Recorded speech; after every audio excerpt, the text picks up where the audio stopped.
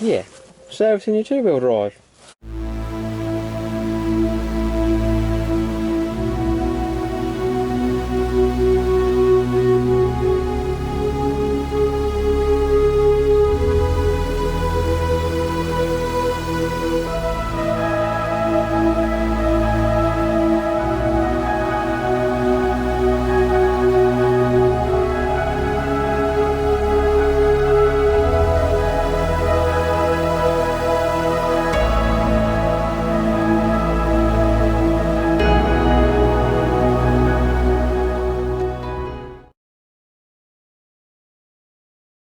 Right, I've been for a drive, so obviously to get the engine oil hot and thinner and drain it out better. So we're up on the ramps again.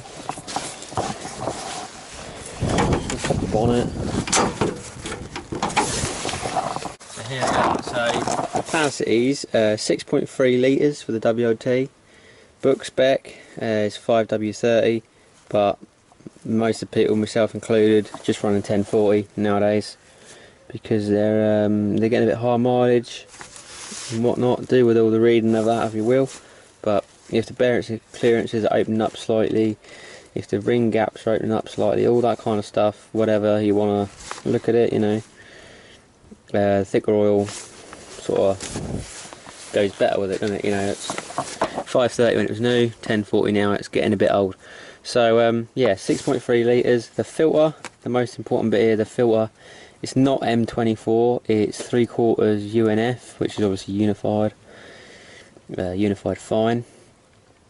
So if someone in the parts shop goes, oh there's a choice of two, always get the Imperial one, because I've never ever come across a metric oil cooler housing on one of these. I don't know why they're listed for it, fuck knows why. So yeah, 3/4 UNF filter, and on a 4x4 you can just tuck your hand in the earlet and get to the oil filter. Not the case on two-wheel drive. So two-wheel drive, go in just below the turbo, and either like chuck it upright and pull it out here, or pull it beside the engine mount out the front. Some people say it's right old pain. I don't know what they're talking about. It's one of the easiest filters to get to. So a 4x4's got a bash plate over all this. Two-wheel drive is different. That nice and easy. Sump plug's just there. Filter. I can even get the filter from underneath it. No fucking about as the front axle's not in the way. So yeah, literally it's as easy as getting a spanner on that, going and grabbing a drain pan, and then just unscrewing a filter. So I've got a filter wrench in the back of the other truck. Like, you know, it's not hard, is it? So let's do that. 19mm.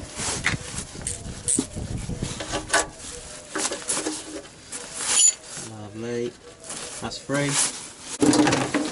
Now, obviously, you're going to want something that can hold about 6.5 litres of oil. Mrs. washing up bowl works perfectly well.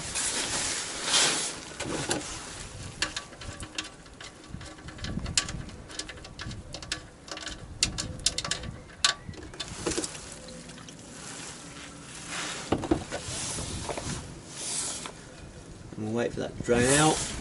We'll take the copper washer off there. And we'll go and put a new copper washer on there while waiting for that to drain off.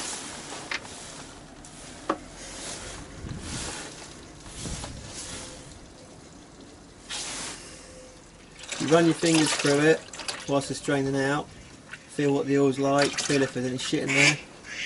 You know, if it's gritty then you've got problems, if it's sparkly then you know you've got metal in there. Particularly on another engine that I drained out the other day, so I'm going to put kerosene in the bores to check the like leak down, if you like, and just running the finger between your oil, running your fingers between the oil,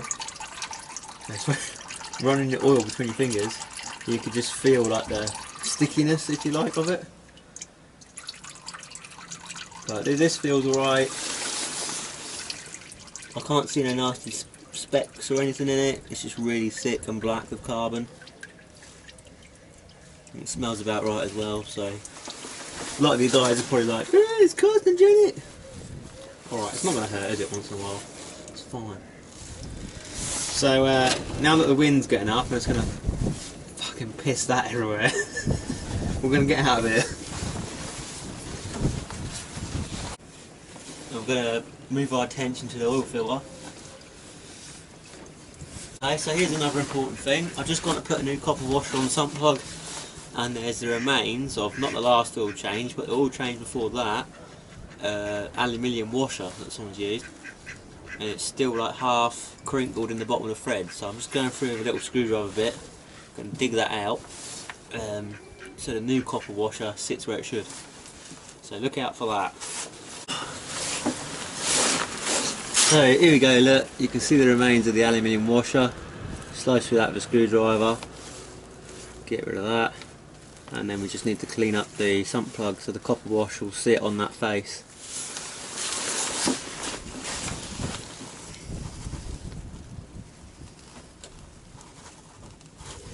It's important to make sure that's clean, because you don't want to stack up washers. And the same with the oil seal, I'll show you that in a minute.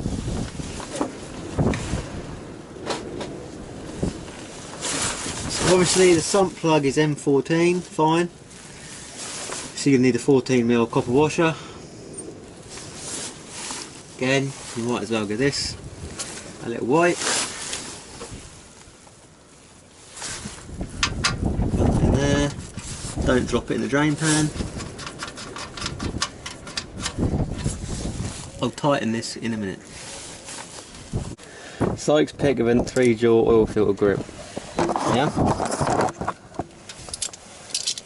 Put that on our ratchet. And then we're just going to go in here. Make sure it's over. And you do have to hold these whilst you ratchet them. The crack bears off.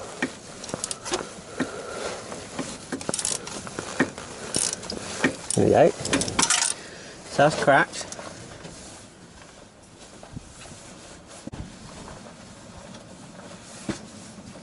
Make sure your drain pan's underneath.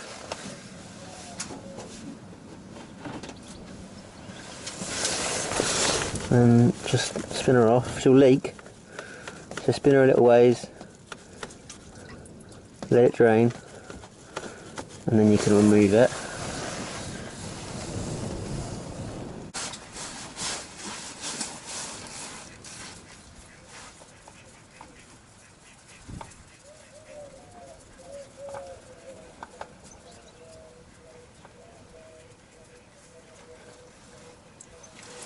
And watch your arm.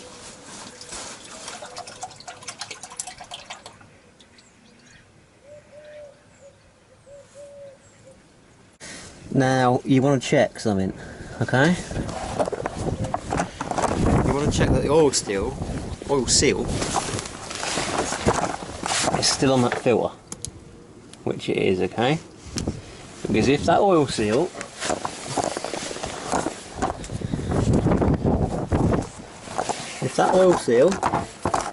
is still on that filter face, you've got the potential for a leak there. So you want to make sure the old one's off before you put the new one on. Right then, replacement filter. We've got a Fram 501 59 0096, and that's PH8A.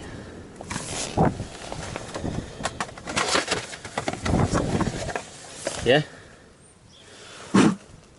So first thing to do, I guess, as with all oil filters, you're going to want to check that the seals are the same sizes roughly, and they are. Admittedly, this filter is a little bit shorter, but that won't matter.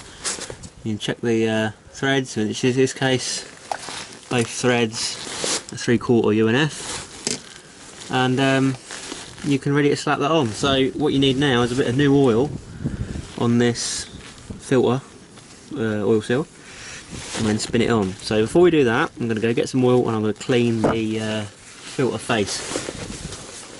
Put the finger in there, get some oil. If Halford's actually filled it up, seems like it's only half full. Nice. And then I'm just going to run a ring around there so that the seal don't tear or pinch or buckle up when we tighten it. You want to clean that seat for the filter. The way I'd do this is go through here, beneath the heater hose, and then on to the filter. It's a bit hard to do with one hand. So if I just switch hands, there you go, switch it into your right hand, I can feel the thread, and we'll just spin it up. Spin that on, snug it up, and then go like another half turn. Just hand tight, like. If you can do it hand tight as you can get it, that's plenty tight enough. You don't need to tighten it up with an oil filter wrench, just hand tight's fine. So that's good. I don't ever bother using a torque wrench on a sump plug. All I do is get a spanner and just be firm with it. Don't go wringing it off, just be firm, just give it a little tug. That's done. We're now sealed up again. The filter's on there, sump plug's good. And one last thing to tidy up the job before we put the oil in. So anywhere where we dropped oil, I'm going to give it a quick spray down, and I also clean the filter, because if you do someone's car and you put oily fingerprints all over the filter,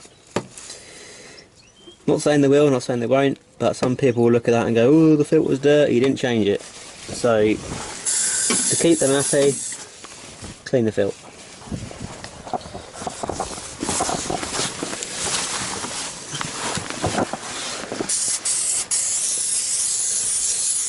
Brake clean on that. Now some of this, obviously this has got an ever so slight oil weep anyway, so some of this is like residual, but all the stuff on the cross member and whatnot and up here, that's all from me today, so get rid of that. Okay, so give that a little rinse down. This brake cleaner is not the best. I'm usually used to it in a little pumpy thing, you know, and it sprays a lot harder. Clean that down, and then you're good to go. If you've got a rag handy, you can wipe that off. Kerosene also works good actually, if you've got kerosene at hand. So if we do get a leak now, we'll see it because it's clean, but we won't, will we? So yeah, have a clean up. And then you can put your oil in the top, it's not hard. This is where the oil goes. And we'll pour it in there. Oh, and a big shout out to Bill Sykes, because he's a boy. He helped me no end with this two-wheel drive. I'm obviously a bit of a ranger nut, and there's still some things I'm like, what's that meant to be like on a two-wheel drive? Because I ain't never touched a two-wheel drive before. And he's like, oh, this is where that goes, and this is what the jack looks like, and yeah, good old boy. So shout out to him.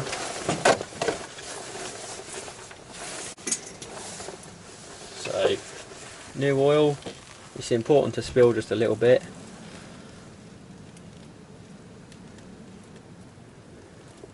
And you're going to want a whole one of these, and then another litre and a half nearly.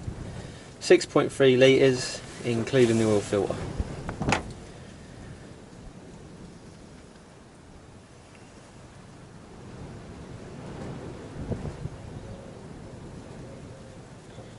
So just while we're here, I think the recommended oil change interval is about 10,000 miles, but like myself and a lot of other fellas on the forum, tend to just go every 6,000 or before or whenever. I mean, it's usually 10,000 or a year, whichever comes first, you know. But for the price of 2 jugs of oil from Halfords, well, put it this way, it's 6.5 litres, isn't it? So if you buy 3 jugs of oil, that'll do you 2 oil changes. And you know, as a mechanic once said to me, engine service regularly with just ordinary oil is a lot better condition than an engine serviced, you know, once every 20,000 miles with Castrol, Magna-Tech, double, triple plus, all that bollocks. It's better to have clean, cheap oil than old, expensive oil. And that's stuck with me for years, that has, and that's very true. So even if, like some cases in Black Thunder, like in the summer, I didn't really do a lot of miles, but it was coming up to 6 months, just buy a filter, bung a filter off, put a new filter on, top up the oil a little bit, because at the end of the day, if you know, if that filter's blocked or whatever and it's bypassing, and it's not filtering the oil, is it? So for the sake of £4, bung an oil filter on it every 6 months, just do it. It's not expensive. And as this video will show you, you can do it on your drive at home. You've not got to take it to a mechanic and get the service intervals reset and all that crap. So that's one. And then this is another one that I've got. I always keep a few of these in the shed because at one point I was buying this from Euro Car Parts, but from Car Parts for Less. It's basically the same company. And you could get a deal on. You could get Shell Helix, and I think you could get 2 5-litre tubs at the time for just under £40 on promotion. So it's quite good. I was going on offer and getting them, you know, 3 at a time, keeping, you know, one in the shed, half using one, keeping that back, and that would do me a few oil changes. So we should be nearly there now. Nowadays I just use Halfords oil because I've got trade card and I can't see anything wrong with it really for a truck, for diesel. It's not as if I've got a £15,000 Caterham or Audi or whatever. You know, like I say, cheap oil change regular is a lot better than expensive oil left in there for years and years and years. So it does drain down fairly quick from the head because there's 2 great big drains, front and back, down at the block, and obviously like straight into the sump. So pull out the dipstick, as you can see, or as you can't see, it's not very clear, but it's right at the top of there. So I'm going to go fire that up now, check the oil light, and we'll let it settle. We'll put it back on the level ground because obviously I'm off on ramps, and we'll do a level check. So here we go. Our oil light should go off any minute now. If it don't, you want to turn it off and check the level. There we go.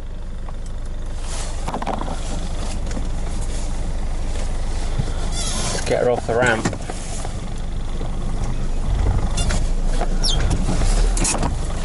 Alright. So all the oil's obviously circulating around the engine. Oil pressure light's gone out. We'll turn that off. We'll leave it a minute or two. It obviously goes without saying that you want to between the full and the low mark. So, oh, and at some point I'm going to start making some custom oil dipstick tops, so keep an eye out for those.